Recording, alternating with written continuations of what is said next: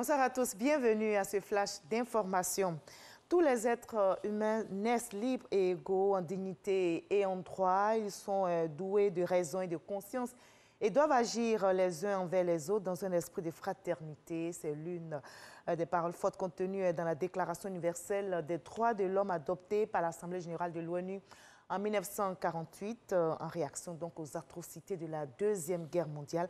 En souvenir donc de cette déclaration, l'humanité consacre une journée aux droits de l'homme tous les 10 décembre pour faire le point. Ici en Côte d'Ivoire, justement, on a marqué l'événement dans la commune de Yopougon. On y revient ce soir dans le 20h.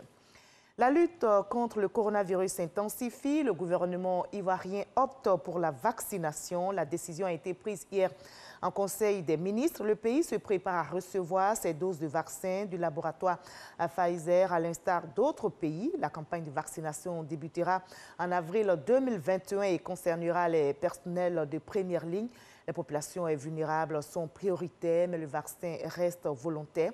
Avant le lancement de cette campagne contre le coronavirus, les autorités sanitaires s'attelleront à la sensibilisation sur le terrain.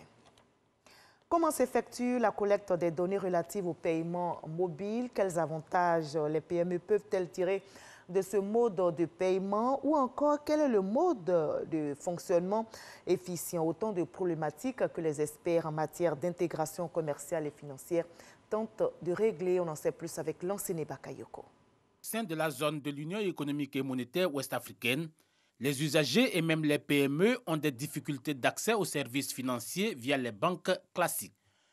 Grâce aux nouveaux moyens de règlement électronique adossés au téléphone mobile, ce problème est en voie de résolution.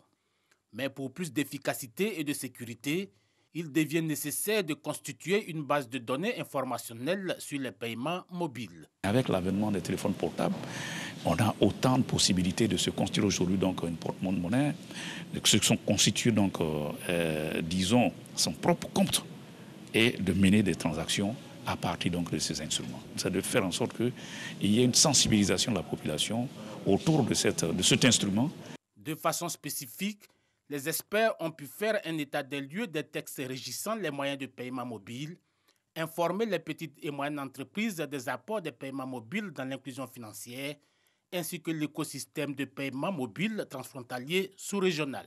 L'inclusion financière dont il est question, que des Ivoiriens ou des opérateurs économiques installés en Côte d'Ivoire puissent, à partir de leur téléphone portable, simplement régler leurs marchandises au Burkina, au Mali, au Ghana, au Togo, etc. et vice-versa. Dans la zone UEMOA, la Côte d'Ivoire totalise près de 38% des comptes monnaie électroniques, selon la Banque centrale des États de l'Afrique de l'Ouest. Au Ghana, le président déclaré vainqueur de la présidentielle, Nana Akufo-Addo, n'a toujours pas été félicité par son adversaire historique, John Dramani Mahama. Le chef de file de l'opposition ghanéenne n'a pas encore sacrifié au traditionnel appel téléphonique pour saluer la victoire de son adversaire. Son parti NDC, le parti donc, de l'opposant John Dramani Mahama, envisage même de contester les résultats devant la justice et d'apporter dans les jours qui viennent des preuves de fraude. Le Premier ministre britannique Boris Johnson et la présidente de la Commission européenne ont convenu de prendre au plus tard dimanche une décision ferme sur le sort des négociations post-Brexit. D'ici dimanche, donc, une décision ferme devrait être prise sur l'avenir des négociations. Enfin, au Liban, le Premier ministre démissionnaire Hassan Diab a été inculpé pour négligence dans l'affaire dite de l'explosion dévastatrice au port de Beyrouth en août dernier. L'explosion avait fait 200 morts. La justice a également décidé d'inculper 3 autres ministres. Les causes de l'explosion ont été analysées au cours du procès. Les responsables de la sécurité du pays avaient prévenu plusieurs semaines avant la catastrophe le Premier ministre et le président libanais du risque de conserver les 750 tonnes de nitrate d'ammonium au cœur de la capitale.